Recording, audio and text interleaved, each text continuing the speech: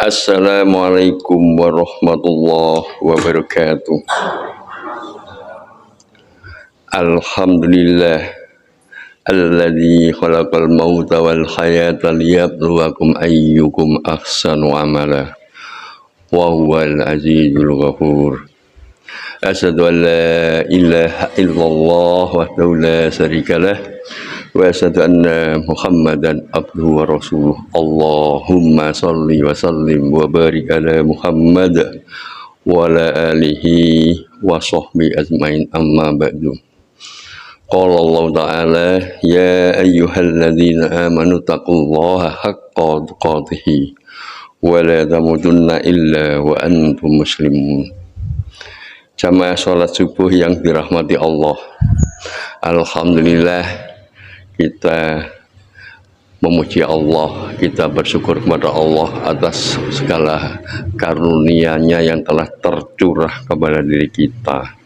Marilah kesempatan nikmat yang dicurahkan kepada Allah ini senantiasa kita manfaatkan untuk meningkatkan amal ibadah kita, untuk meningkatkan iman dan takwa kita. Jangan sampai kita menunda-nunda lagi, karena kita tahu bahwa umur, kesempatan, kesehatan, semua itu kita tidak tahu akan kapan ada perubahannya, dan semua itu kita tahu adalah karunia Allah. Dan jika Allah mengendaki sewaktu-waktu, maka karunia nikmat itu bisa hilang dan akhirnya kita akan menyesal kalau kita tidak bisa memanfaatkannya. Jamaah sholat subuh yang dirahmati Allah, beberapa hari saya tidak ke masjid, mungkin disangka keluar kota. Seperti halnya kami sampaikan bahwa nikmat sehat itu sewaktu-waktu oleh Allah bisa diganti dengan sakit. Habis sholat asar berjamaah pulang, tidak ada sakit, tidak ada apa, tidur-tiduran, tahu-tahu badan tidak karuan, pewanas dan remek, sampai dengan nggak bisa tidur semalam, sakit semua. Selasa, Rabu, Kamis, baru Jumat, insya Allah Jumatan itu baru bisa ngikuti Jumatan. Nah, pada kondisi yang semacam ini, seperti yang pernah kita sampaikan, bahwa itu adalah bagian daripada cobaan Allah. Apakah ketika kita diberi karunia berupa hal yang tidak nyaman atau sakit, apakah kita nelongso, kita masih bersyukur, kita masih mendekat kepada Allah, kita mohon pertolongan pada Allah, atau justru kita menjadi gugur? Di situ juga bagian daripada cobaan. Alhamdulillah saya menikmati bahwa dengan merasakan sakit itu kita akan bisa lebih menikmati rasa syukur, lebih meningkat rasa syukur tatkala kita sehat. Kalau kita tidak pernah sakit sama sekali, insya Allah kita akan lalai dan akan menjadikan sombong. Tapi kalau kita menyadari bahwa Allah menguji kita dengan kesehatan, bagaimana kita mensikapinya, apakah kita tetap bersyukur kepada Allah bahwa ini adalah diingatkan oleh Allah, bagaimana tatkala kita sehat, apakah kita banyak lalai, maka insya Allah di situ kita akan menemukan hikmah dan pelajaran yang sangat berharga dalam keimanan kita. Jamaah sholat subuh yang dirahmati Allah, kemudian sebagai kelanjutan yang pernah kita sampaikan, bagaimana kita dalam menghadapi cobaan dan musibah. Seperti yang sudah 8 poin yang kita sampaikan, sekarang untuk poin yang ke-9, bagaimana jika kita mendapatkan musibah, maka kita dianjurkan mengucapkan inna lillahi wa inna ilaihi rajiun. Jadi ini ada sebuah kisah yang pernah dialami oleh zaman Rasulullah SAW, yakni Ummi Salamah. Jadi Ummi Salamah itu salah satu istri Nabi.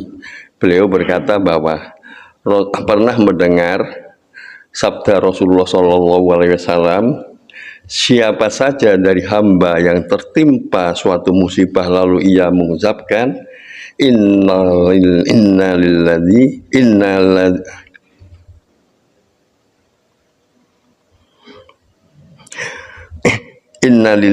wa inna ilaihi rajiun,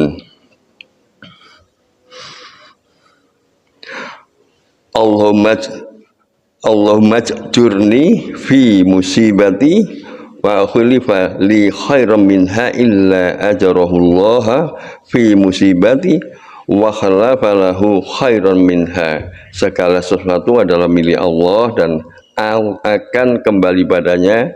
Ya Allah, berilah ganjaran terhadap musibah yang menimpaku dan berilah ganti dengan yang lebih baik. Maka Allah akan memberinya ganjaran dalam musibahnya dan menggantinya dengan yang lebih baik.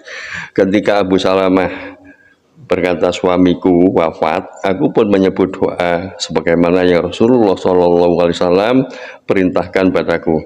Allah pun memberiku suami yang lebih baik dari suamiku yang dulu, yaitu Rasulullah SAW. Hadis riwayat Muslim.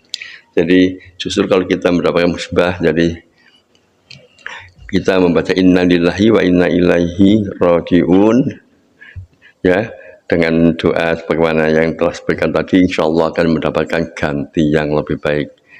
Kemudian dan yang ke-10 adalah kita melaksanakan introspeksi diri.